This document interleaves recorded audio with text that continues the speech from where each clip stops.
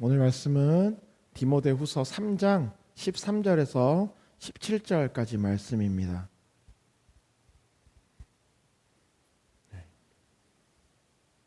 다 찾으셨나요? 예. 다 찾으셨으면 우리 한 절씩 교독하도록 하겠습니다. 제가 먼저 읽고 여러분이 한 절 읽고 하겠습니다. 악한 사람들과 속이는 자들은 더욱 악하여져서 속이기도 하고 속기도 하나니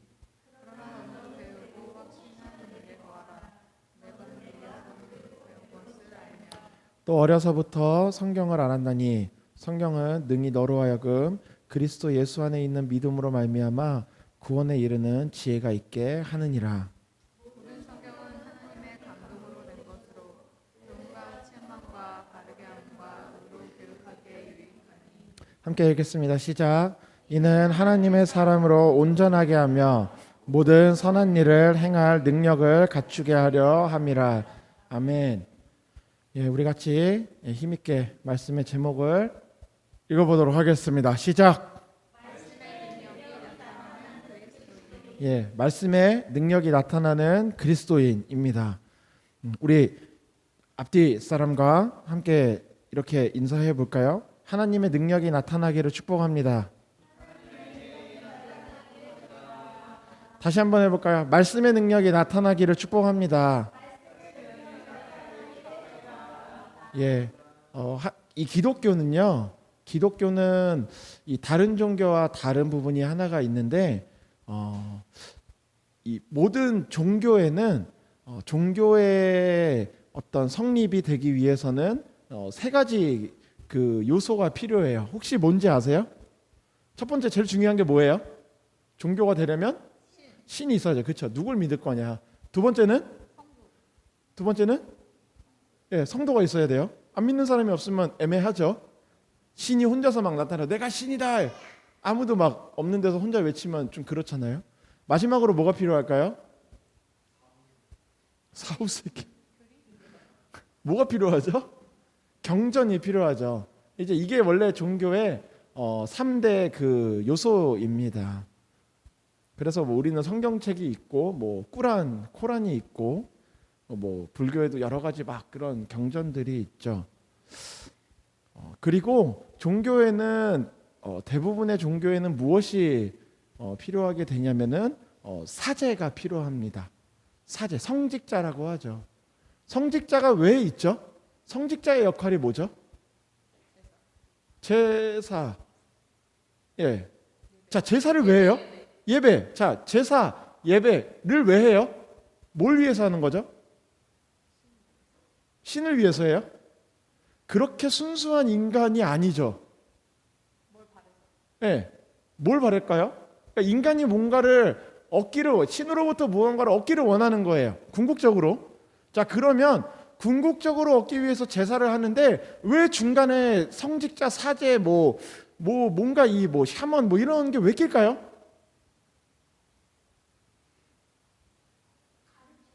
네. 뭐가 필요하냐면 매개체가 필요하다는 거예요. 중간 다리가 필요하다는 거죠. 신으로부터 인간이 어떠한 믿음의 대상이 신으로부터 그를 믿고 있는 어떠한 인간이 신으로부터 무언가를 받기 위해서는 반드시 뭐가 필요하다고 얘기를 하냐면 중간에 그것을 전해주는 사람이 필요하다는 거예요. 뭔가 받아서 그래서 옛날 그 고대 사회로 또 그런 거 많이 있잖아요. 꼭 샤먼들은 되게 막 머리 안 감고 매달고 조개 껍데기 매달고 찰랑거리면서 무슨 일 있고 전쟁하려고 그러면은 지팡이 들고 나서 와 이렇게 하다가 눈 뒤집고 뭐라고 얘기하고 이런 거 있잖아요. 그런 거죠. 신으로부터 뭔가를 원해요. 우리가 이제 전쟁을 해야 돼요. 사냥을 나가요. 아주 옛날로 가서 사냥을 나가야 돼요. 사냥을 성공하겠습니까? 물어보면 이제 샤먼이 흔들면서 하다가 뭐라고 얘기하죠. 그런 것들. 뭔가 자신들이 살아가는 데 있어서 필요로 하고 원하는 것들을 신으로부터 받기 위해서 그것이 어떠한 중간에 신의 어떠한 사자, 신과 인간의 중간 매개체 같은 존재가 필요하다라고 얘기를 하는 거예요. 그게 종교의 거의 대부분의 종교의 공통적인 요소죠. 자, 그런데 기독교가 그걸 깼어요. 깼다라기보다는 정확하게 그거를 다시 바로 잡았죠. 자, 구약에 그게 있나요? 구약에 방금 얘기했던 이러한 생각이 들어가 있나요? 뭐 구약에 안 살아봐서 몰라요? 구약에 있죠. 제사장 있잖아요.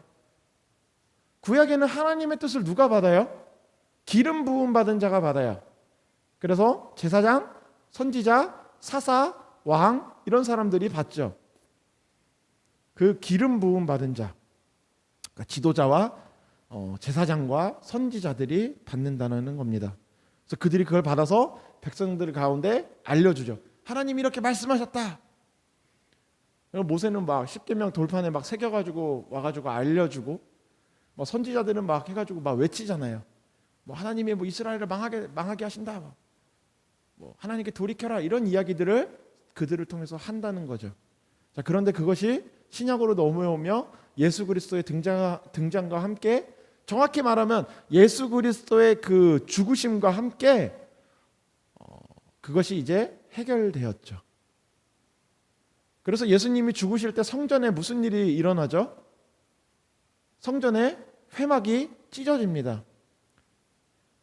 성전의 회막이라고 하는 건 우리가 뭐 이렇게 치는 이렇게 천으로 된 이런 정도의 것이 아니라 굉장히 두껍게 한 최대 30cm 정도에 짜여져 있는 커다란 막이에요. 그러니까 그냥 그게 어디에 쳐져 있는 거냐면 이 성전 안에 들어가서 성소와 지성소 사이에 쳐져 있는 회막이에요. 커다란 두꺼운 막이 쳐져 있는 겁니다. 성소까지는 제사장들이 대제사장이 들어갈 수 있어요. 지성소에는 들어갈 수 없습니다. 죽죠, 잘못하면. 우리 그 지난주 지지난주에 그 성경 공부 때 했었던 하나님의 언약궤를 조금 실수했다가 진짜 건드리기만 해도 바로 죽고, 누가 막 뚜껑 열었다가 5만 명 죽고, 조금만 그 애매하게 대해도 막 신상 막 무너지고 막 이런 그 하나님의 그 임재의 상징이 있는 곳이 어디냐면 지성소 안에 있어요. 그곳은 온전한 하나님의 임재가 직접적으로 있는 곳이기 때문에 그곳에는 정말 아무도, 그러니까 1년에 한 번 대제사장이 하나님 앞에 제사하러 들어갈 때 여기 방울 달고 들어가요.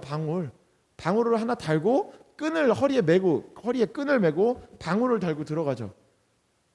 그리고 밖에 있는 제사장들이 그 이 밖에서 이렇게 줄을 잡고 있는 거예요. 방울 달고 이렇게 들어가면은 짤랑 하겠죠. 그런데 만약에 거기서 제사장 죽었어요. 하나님 앞에 잘못 제사해가지고 죽었어요. 하나님 치시니 죽으니라. 줄을 이렇게 당기면 어떻게 될까? 방울 소리가 나요? 안 나죠. 그러면 밖에 있는 제사장들이 어떻게 이해를 해요? 죽었구나. 그러면 줄을 가지고 끌어내는 거예요. 그러니까 데리러 들어가지도 못해요. 그때 하나님의 막 진노가 임해 있기 때문에 줄로 막 질질 끌어내는 거죠. 죽은 거예요. 아주 두려운 곳이거든요. 그런데 그 두려운 곳을 인간이 감히 하나님께 아무렇게나 막 할 수 없고, 만약에 그게 엄청 얇은 커튼같이 돼 있다고 해봐요.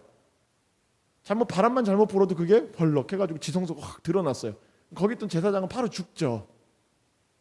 그런 것들, 그리고 인간과 하나님의 그 벽이 얼마나 두꺼운 것이냐, 이런 것들을 알리기 위해 회막의 두께가 한 30cm 정도 되었다고 해요. 이게 말이 천이지, 거의 뭐 이거 실로 짜놓은 벽이죠. 그러니까 이렇게 이렇게 걷는 게 아니라 사람들이 이렇게 해서 옮겨야 되는 벽 같은 거예요.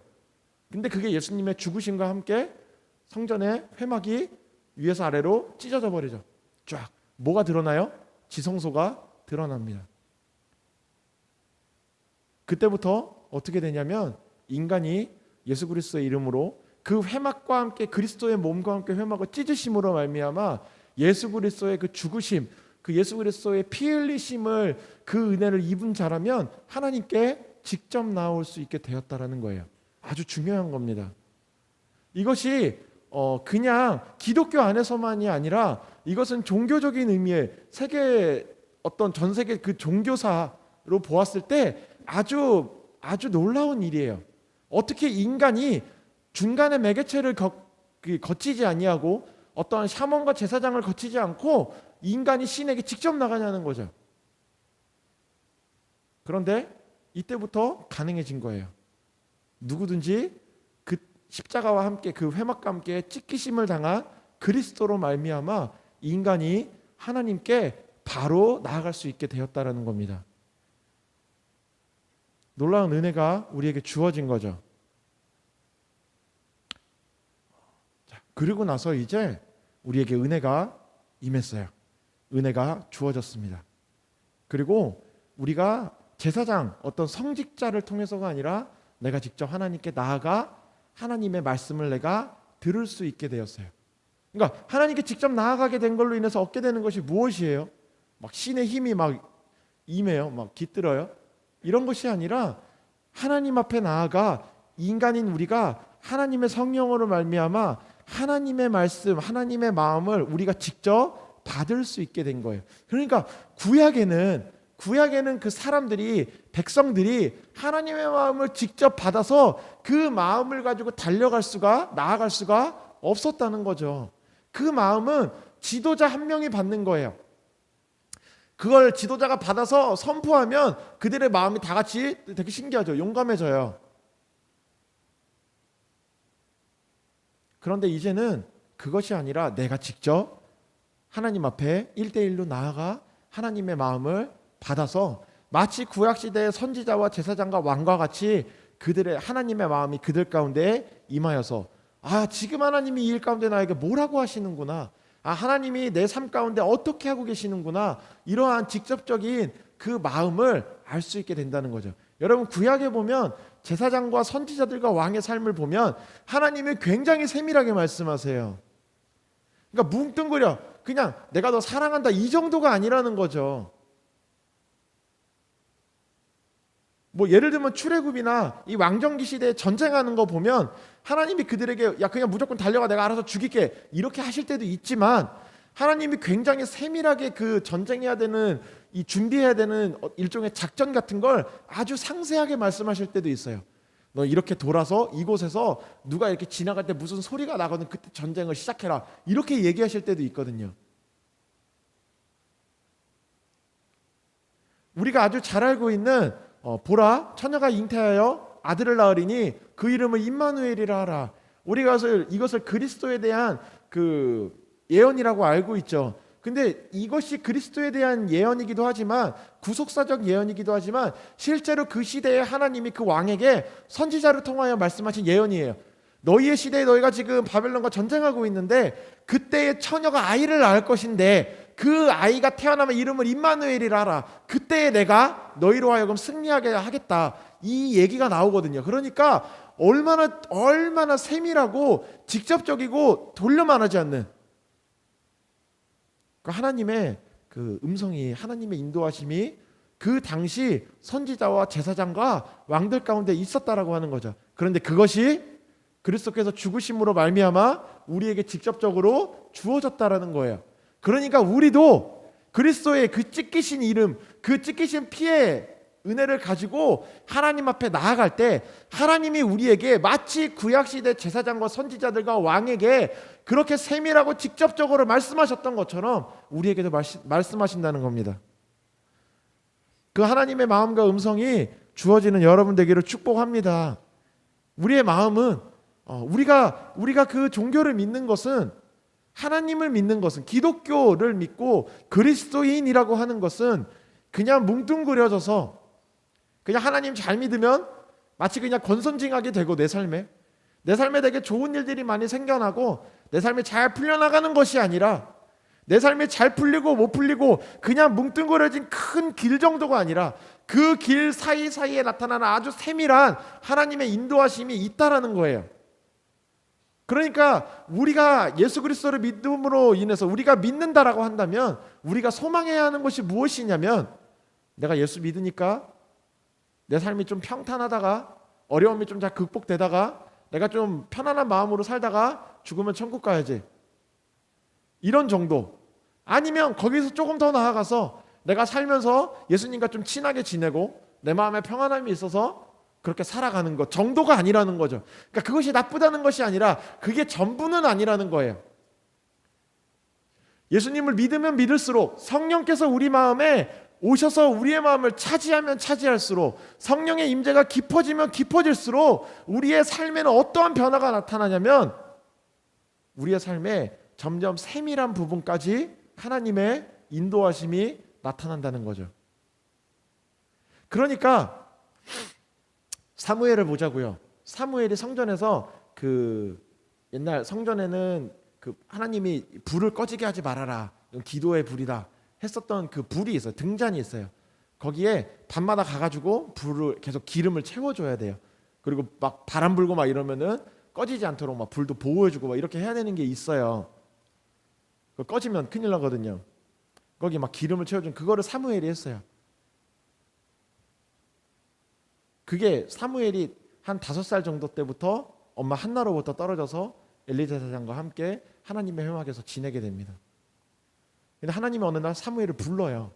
사무엘아. 놀라운 일이죠. 하나님이 여러분 부르신 적 있어요? 없죠? 예. 있어야 돼요. 사실 부르는데 모르는 거긴 한데, 예, 부르시죠. 사무엘이 그걸 듣습니다. 그리고는 엘리 제사장님이 나를 부르시는구나. 달려가죠. 그러니까 몰라요. 하나님이 심지어 처음에 사무엘을 부르는데 사무엘은 모릅니다. 3번을 부르는데 몰라요. 엘리 제사장이 이거 하나님이 얘를 부르는 거구나 알려줍니다. 이제 그만큼 조금 더 알게 돼요. 그리고 나서 그때부터 하나님이 사무엘에게 어떠한 변화를 나타내시냐면 그 다음 날이 되었는데 사무엘이 간밤에 있었던 일을 엘리 제사장에게 말하려고 하지 않아요. 그러니까 엘리 제사장이 말해라. 하나님이 너에게 말씀하신 거면 너도 하나님이 말씀하신 그대로 숨김없이 말해야 한다. 그대로 얘기하죠. 엘리 제사장도 그의 아들 홈리와 비느하스도 그들이 내 이름을 업신 여겼기 때문에 내가 그들을 반드시 죽일 것이다. 그대로 이루어집니다. 그리고 사무엘이 점점점 자라날수록 하나님이 그와 함께 하심이 사람들에게 알려져서 그가 자연스럽게 이스라엘의 지도자가 됩니다. 처음에 몰라요. 처음에 하나님이 막 부르셨을 땐 부르시는 것조차도 잘 몰라요. 회막에서 그냥 그 기름 채우고 그 성전에서 자고 그냥 그것만으로도 되는 그러한 존재가 어느 날부터가 하나님이 부르시기 시작하자 처음에는 그 부르시는 건지도 모르고 있던 그가 점점 자라나서 이스라엘의 마지막 그 왕정기를 사사기에서 왕정기로 넘어가는 그 지도자가 되어갑니다. 하나님의 사람들이 다 그래요. 처음에 하나님이 부르시는 걸 몰라요. 다메섹에서 사울이 예수 그리스도를 만납니다. 누구십니까? 못 알아보죠. 그 놀라운 임재 가운데 예수님이 나타나시는데 못 알아봐요. 누구십니까? 나는 네가 핍박하는 예수다. 그렇게 시작된 바울의 삶이 하나님의 은혜로 그가 다시 눈을 뜨게 되고 새 사람이 되어 바울이 되고 그때부터 그의 삶에 하나님의 놀라우신 인도하심이 세밀하게 나타나기 시작하죠. 바울의 그 사도행전을 계속해서 읽어보면 바울의 삶을 성령께서 얼마나 세밀하게 알려주시고 말씀하시는지 인도하시는지가 나와요. 죽을 고비에 처해도 아니다. 너가 여기서가 아니라 너는 로마에 반드시 가서 복음을 전하게 될 것이다. 수많은 자세한 이야기들을 통해 그를 인도하신다는 거죠.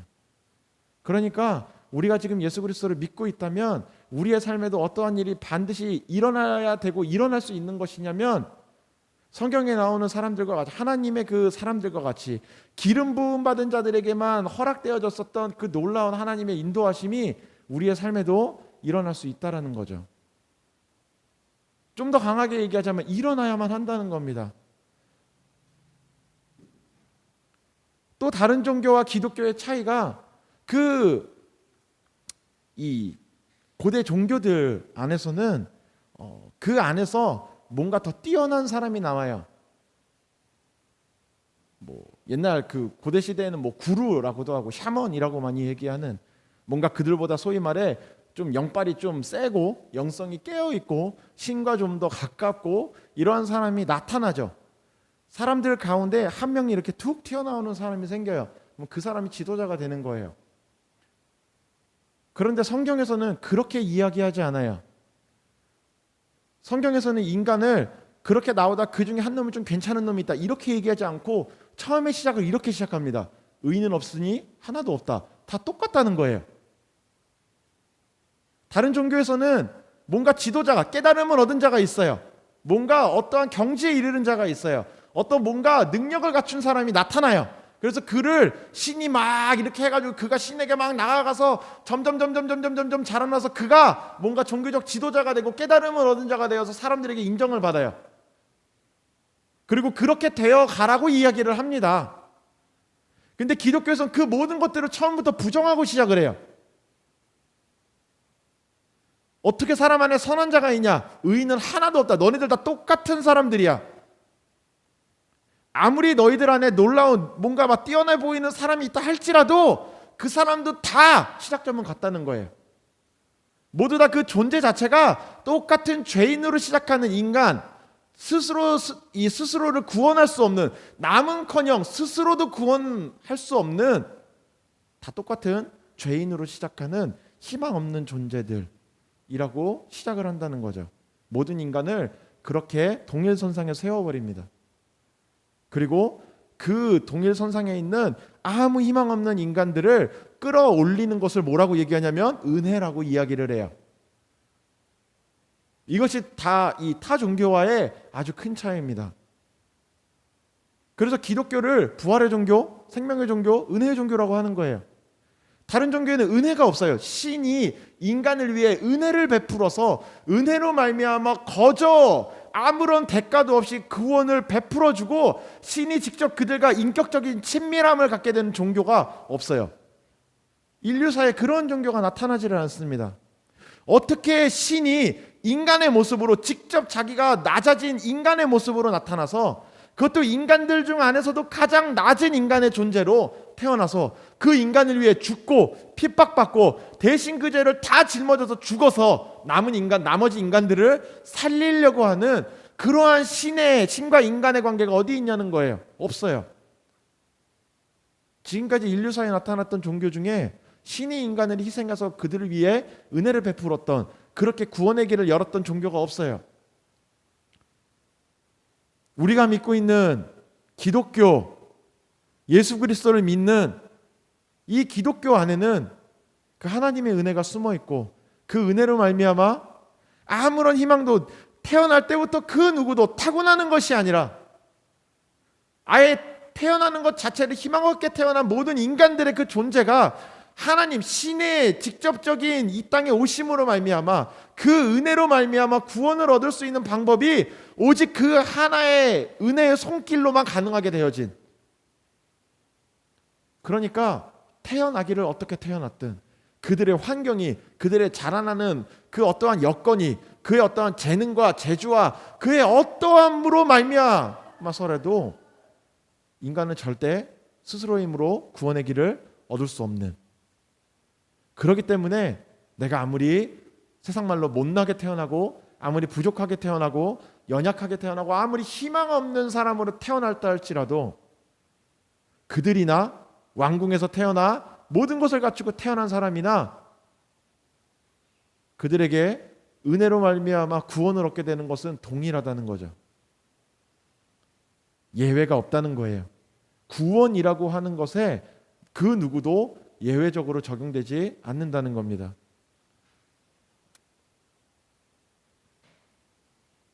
우리는 그런 복음을 받아들이고 살아가고 있는 거예요. 그래서 그 복음으로 말미암아 우리에게는 하나님의 그 성령의 임재하심과 그 능력이 나타나게 돼요. 자, 그러면 우리에게는 방금 요 제목에서도 우리가 아까 나누었었던 걸로도 하나님의 능력, 정확하게 얘기하면 그 말씀의 능력이 나타나야 돼요. 말씀의 능력을 주셨었고 모든 기름 부음 받은 자들에게 주셨었고 그 기름 부음 받은 자들이 이제 그리스도를 믿는 모든 사람이라고 하셨다면 그 말씀의 능력이 나타나야 돼요. 자, 그러면 그 말씀의 능력이 무엇일까요? 어떠한 일이 생겨나야 될까요? 라고 이야기하면 많은 경우가 되게 초자연적인 일들을 생각을 하게 됩니다. 이야기했던 대로 막 그들의 삶에 막 선지자들에게 하나님이 막 말씀하셨던 것처럼 내 삶에 하나님이 막 말씀하시는 거기까지 생각하는 경우가 많죠. 자, 하나님의 능력은 곧 말씀의 능력이에요. 같은 거예요. 하나님의 말씀이 육신이 되어 나타난 것이 예수 그리스도라고 했어요. 그러니까 하나님의 능력이라고 하는 것은 곧 우리에게 말씀의 능력과 동일하다는 거죠. 그것이 우리가 알아들을 수 있고 우리에게 허락되어지는 그 능력이 무엇이냐면 바로 말씀의 능력. 하나님의 말씀에서 이야기하고 있는 그 능력이 바로 우리가 가져야 될 우리에게 허락되어지는 능력이라는 겁니다. 그래서 우리가 말씀의 능력을 갖게 되기를 소망하자는 거예요. 그러면 하나님의 말씀은 우리에게 그 말씀의 능력이 무엇이라고 얘기할까요? 누가복음에서는 우리가 잘 알고 있는 대로 믿는 자들에게 나타나는 권세에 대해 능력에 대해 이야기합니다. 귀신을 쫓고 새 방언을 말하고 병든 자에게 손을 얹은지 그들이 나음을 입고 독을 먹어도 뱀에게 물려도 그들이 그 독이 그들을 해하지 못한다. 놀라운 일도 많이 일어나요. 실제로 하나님의 능력이 그렇게 나타납니다. 많이 나타나요. 그런데 오늘 본문이 보면 오늘 본문은 디모데서예요. 디모데가 누구라고 했죠? 우리 저번 주 말씀 기억하세요? 디모데가 누구라고요?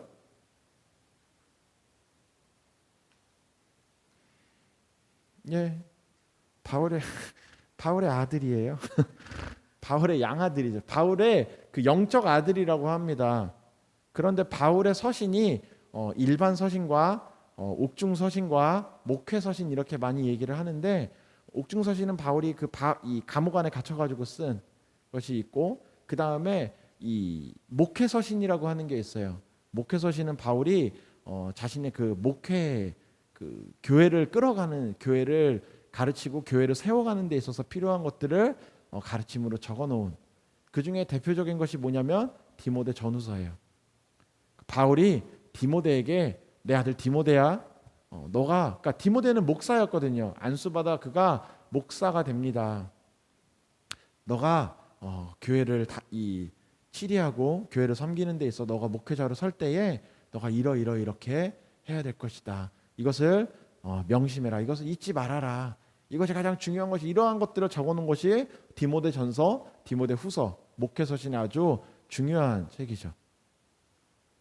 근데 오늘 본문에 보면은 이렇게 이야기합니다. 악한 사람들과 속이는 자들은 더욱 악하여져서 속이기도 하고 속기도 하지만 너는 배우고 확신한 일에 거해라.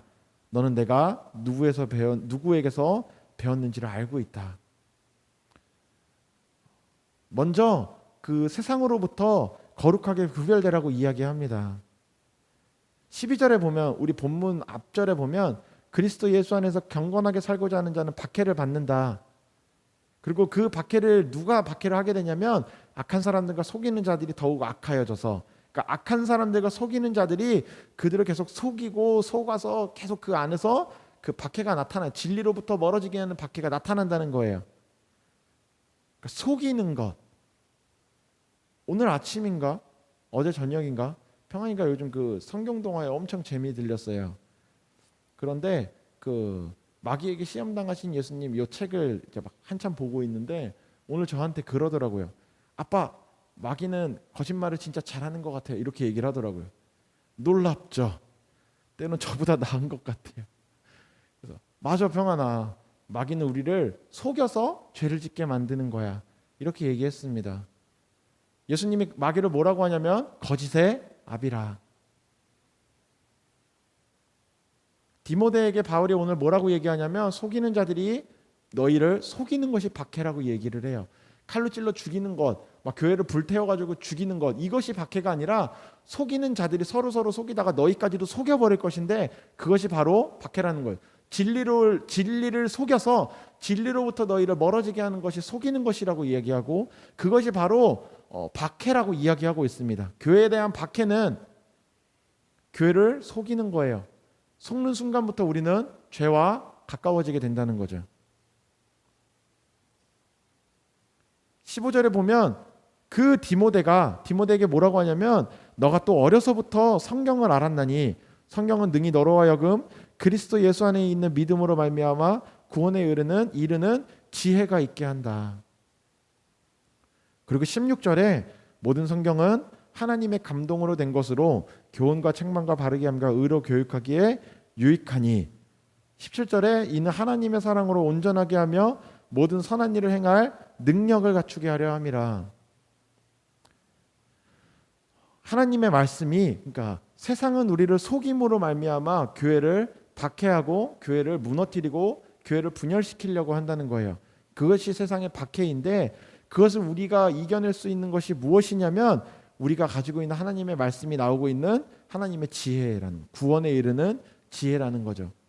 그러니까 세상은 우리를 속여서 넘어뜨리려고 우리를 속이기만 하면 우리가 당연히 알아서 진리로부터 멀어져서 죄 가운데로 빠질 수밖에 없는 그 상황을 계속해서 만들어가는 거고 우리가 그것을 이겨내는 것은 무엇이냐면 속지 않기 위해서는 어떻게 해야 되냐면 그리스도 예수 안에 있는 믿음으로 말미암아 구원에 이르는 지혜가 있는 하나님의 말씀으로 말미암아 우리가 속지 않을 수 있는 지혜를 갖춰야 된다는 겁니다. 좀 쉽게 얘기해 볼까요? 하나님의 말씀이 있어야 우리가 세상이 우리를 속이는 그 거짓에 속지 않을 수 있다라는 거예요. 우리 예전에 한번 얘기했을 거예요. 위조 지폐 감별하는 거 어떻게 한다고 했었죠? 아주 세계적인 그 위패 감별사가 가짜로 된 돈들을 계속 살펴봐서 뭐가 잘못된지를 보는 것이 아니라 가장 정확하게 정확하게 만들어진 그 진패, 진짜 돈을 놔두고 그것을 한참을 들여다보고 연구하고 그 돈을 계속 뜯어보다 보면 그 돈이 정확하게 나에게 새겨지고 나면 그 다음부터는 가짜 돈을 보기만 해도 아주 조금만 달라지기만 해도 이 돈이 어디가 잘못됐다, 이게 여기가 틀렸네, 이렇게 알게 된다는 거죠. 그러니까 거짓에 속지 않을 수 있는 방법은 무엇이냐면 이렇게 속인다 저렇게 속인다 이것이 거짓이다 저것이 거짓이다를 알게 되는 것이 아니라 무엇이 진짜 진리이고 지혜인가를 알게 되면 자연스럽게 그것이 아닌 나머지는 다 우리를 속이기 위해서 던지고 있는 메시지라는 것을 알게 된다는 거죠. 그것이 하나님의 말씀에 들어있는 지혜라는 겁니다.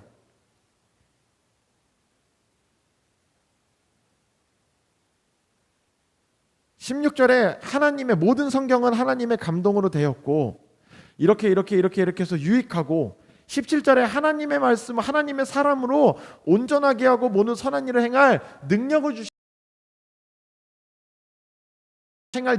주신다는 거예요. 무슨 능력이요? 선한 일을 행할 능력이요. 아까 인간이 어떤 존재라고요? 누구 하나 예외 없이 태어날 때부터 희망 없고 선을 행할 수 있는 능력이 없는 존재라고요. 그런데 그 인간들 안에서 구원으로 나아갈 수 있는 그 선함을 가지게 되는 그 능력이 어디에 있냐면 하나님의 말씀에 있고 그 선한 능력, 그 선함을 행할 수 있는 선한 일을 행할 능력을 갖추지 못하도록 속이는 것이 세상이고 하나님의 말씀을 제대로 가지고 진리를 내 안에 정확하게 가지고 있을 때 우리를 속여서 선한 일을 행할 수 있는 능력을 잘라내려고 하는 것으로부터 우리가 이겨낼 수 있다는 겁니다.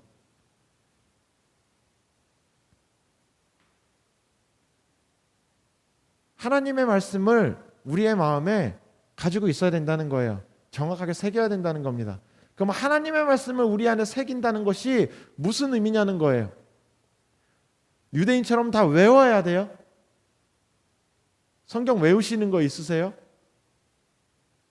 쉽지 않죠. 글자대로 그냥 다 외우면 돼요. 어려서부터 그런 중세 쪽에 그런 뭐라 그러죠? 엑소시즘 관련된 영화들 보면 막 악마들 나오면은 막 그러잖아요. 이렇게 묵주 막 꺼내가지고 하늘에 계신 이라 그래서 기도문을 막 외우면은 막 악마가 막 이렇게 이렇게 막 못 오고 막 이러죠. 막 십자가 막 이렇게 들이대면 도망가고 그런 느낌인 거예요. 뭔가 그 상징을 갖고 있고 그 말을 그대로 외우고 있으면 뭔가 사단이 막 이렇게 다가올 때 막 뭐 눈에 보이지도 않지만 사단이 막 우리에게 다가올 때 우리가 막 하늘에 계신 우리 아버지 막 이렇게 막 빨리빨리 막 외우면 사단이 막 오다 이렇게 도망가고 막 이래요. 빛이 막 비춰지고. 여러분 예수님이 뭐라고 했냐면 사단도 그 이름을 알고 믿고 그 하나님을 알고 떠든다. 그 말씀을 알고 있는 건 다 알아요. 디모데에게 오늘 본문의 앞에 보면 5절에 뭐라고 하냐면 경건의 모양은 있으나 경건의 능력을 부인한다. 그런 자들이 있다는 거예요. 무슨 이야기입니까? 말씀은 아주 잘 기억하고 외우고 있어요. 그런데 그 경건함 가운데 능력이 없어서 막 외우고 막 뭐라고 소위 말해 짓거리고는 있지만 그 짓거리는 말들 가운데 정말 참된 하나님의 능력이 나타나지 않아서 아무 소용없는 그냥 껍데기뿐인 말씀을 가지고 있는 자들이 있다는 겁니다. 바울이 디모데에게 그러한 사람들을 경계하고 조심하라는 거예요. 그렇게 되지 말라는 겁니다. 그리스도인들이 하나님의 말씀을 가지고는 있지만 경건의 모양은 있지만 경건의 능력이 그들 안에 나타나지 않아서 부인하고 있는 그러한 삶이 아니라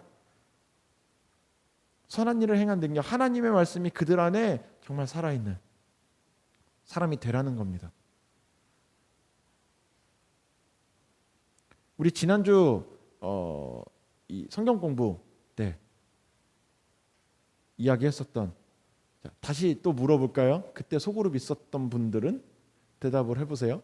인간의 첫째 되는 목적이 뭐라고요? 네? 네, 하나님을 즐거워하고 그로 말미암아 영원토록 기뻐하는 것이라고 했습니다. 웨스트민스터 1문 1답 첫 번째로 하나님에 대함을 하나님을 알아가고 성경을 알아가는 데 있어서 첫걸음을 뭐라고 하고 있냐면 성경이 인간의 목적이 무엇이냐라는 거예요. 그리고 성경에서 그것에 대해 뭐라고 이야기하느냐라는 겁니다. 그런데 성경이 그 성경에서 인간의 삶에 대해서 뭐라고 이야기하고 있냐를 찾아보니까 결국 뭐라고 하고 있냐면 하나님을 기뻐하는 것이라고 이야기를 해요.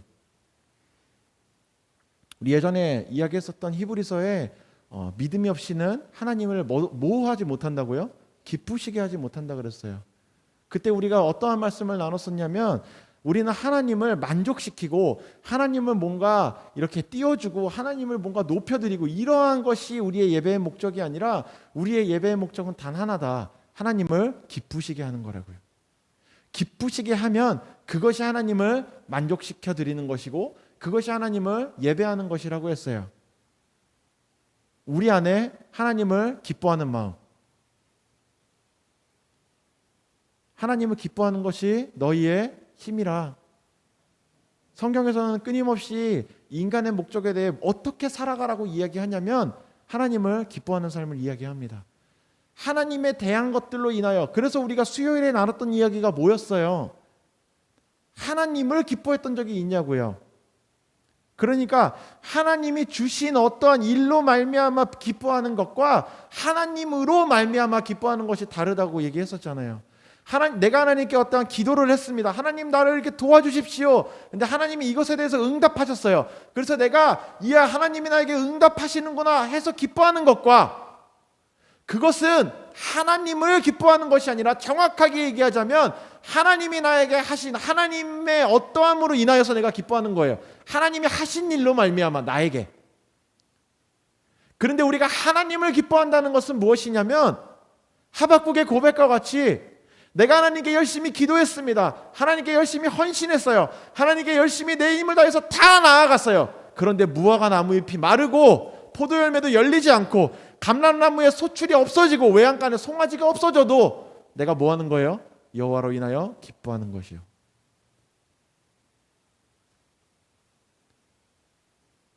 하나님이 내가 기도한 것을 인하여 응답하실 때 정말 강력하게 응답하실 때 내가 기뻐할 수 있어요.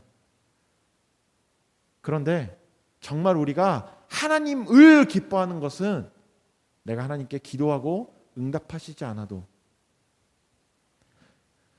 더 나아가서는 내가 하나님께 어떠한 어려움을 인하여 기도할지라도 나는 기도하기 전부터 이미 하나님으로 말미암아 기쁜 거예요. 내 마음에 기쁨이 있는 겁니다. 정말 어려운 일이에요. 저도 우리 소그룹 때 그 질문에 대해 저도 스스로 대답을 못했었다고 했잖아요. 어떤 문제가 있으면 나가서 하나님께 간절히 기도가 하나님이 응답하셔서 그걸로 말미암아 내 마음이 위안을 얻고 기뻐할 수 있는 그 기쁨을 회복하게 되는 것도 너무 좋은 일이지만, 하나님을 기뻐한다라고 하는 것은 어떠한 문제가 생겼으면 내가 이미 그 문제를 갖고 하나님께 갈 수 있다는 것 자체부터가 먼저 기뻐지는 거예요. 그러니까 막 슬프고 힘들게 하나님 앞에 나아가서 이렇게 하기 이전에 이미 하나님께 나아가는 순간부터 이미 내 마음은 기쁜 거예요. 그래서 기도함으로 말미암아 내 마음이 기뻐지는 것이 아니라 이미 내 마음은 하나님으로 말미암아 이미 기쁜 상태에서 내 어려움으로 하나님 앞에 가지고 나아가 하나님 앞에 기도하고, 이미 하나님께 기도했기 때문에 내 마음이 더욱 기쁘고 평안함을 얻고, 그 일이 어떻게 흘러가든 하나님의 선하심을 내가 신뢰할 수 있게 된다는 거죠. 저도 굉장히 충격적이었어요. 내가 하나님을 기뻐하고 있었는가. 그러니까 하나님의 어떠한 하나님이 나에게 하신 일로 말미암아 기뻐하는 것은 그래도 있었어요. 이렇게 주일 예배 때 하나님이 은혜를 주시면 마음에 기쁨이 있습니다. 우리의 집안, 우리 가정 가운데 어떠한 일들, 문제가 생겼을 때 하나님이 해결하시면 그것도 너무나도 기뻐요. 감사합니다. 그런데 만약에 하나님이 내 삶에 그 모든 것들을 다 거두어 가신다고 해도 내가 기뻐할 수 있는가? 아니면 그러한 일이 없을 때에도 내 마음이 하나님 앞에 정말 순수하게 기뻤었는가? 그리스도인은 하나님을 기뻐하는 사람이에요. 하나님이 무슨 일을 해줘야 내 마음이 기뻐지고, 하나님이 그렇게 해주지 않으면 뭔가 이것이 아니라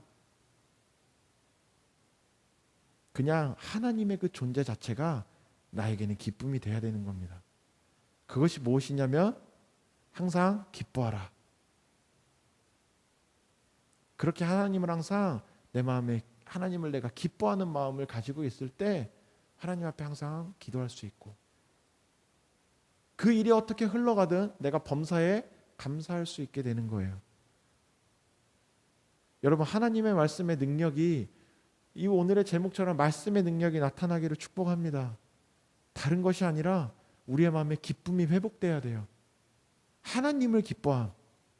예배 가운데 오늘 예배가 너무 좋아서 기뻐하는 것보다 이미 우리는 예배 가운데 모일 때 기뻐야 합니다.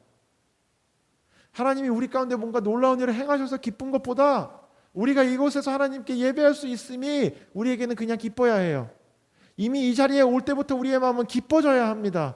와서 무언가를 받았기 때문에 기뻐지기 이전에 우리의 마음은 기뻐야 돼요.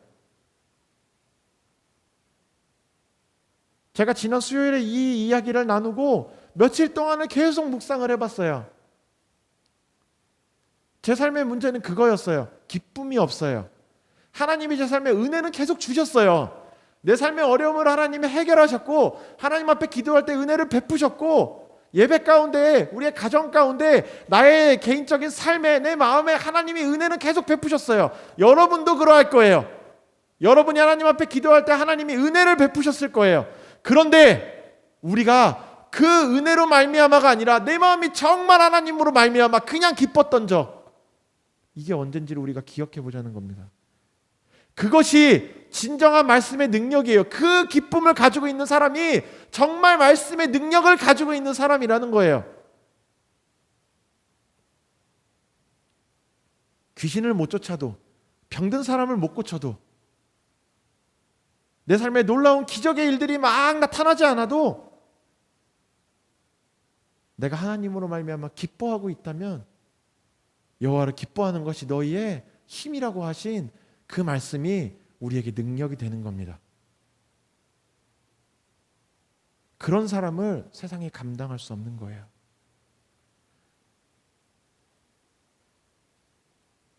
저도 마음에 그 소망함을 좀 가지게 됐어요. 내가 하나님께 무엇을 구하고 그것을 주셔서 내가 기뻐하고 감사하게 되는 것이 아니라, 내가 이 일을 구하기 이전에 먼저 내 마음이 기뻐질 수 있도록 기도해야겠다. 무엇을 구함으로 인하여, 무엇을 응답받음으로 인하여 내 마음이 기뻐지는 것이 아니라 그냥 하나님 자체로 말미암아 내가 기뻐하는,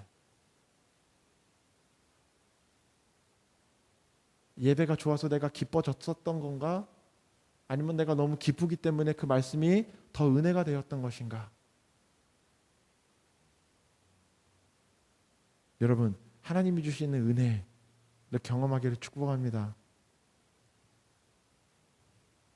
그리고 여러분의 삶에 놀라운 일을 행하시는 그 하나님의 능력, 그 이전에 여러분의 삶에 정말 그냥 하나님을 생각만 해도 기뻐지는 그 마음에 참된 기쁨 갖게 되는 참된 하나님의 말씀의 능력이 살아있는 우리 언약교회 되기를 예수님의 이름으로 축복합니다.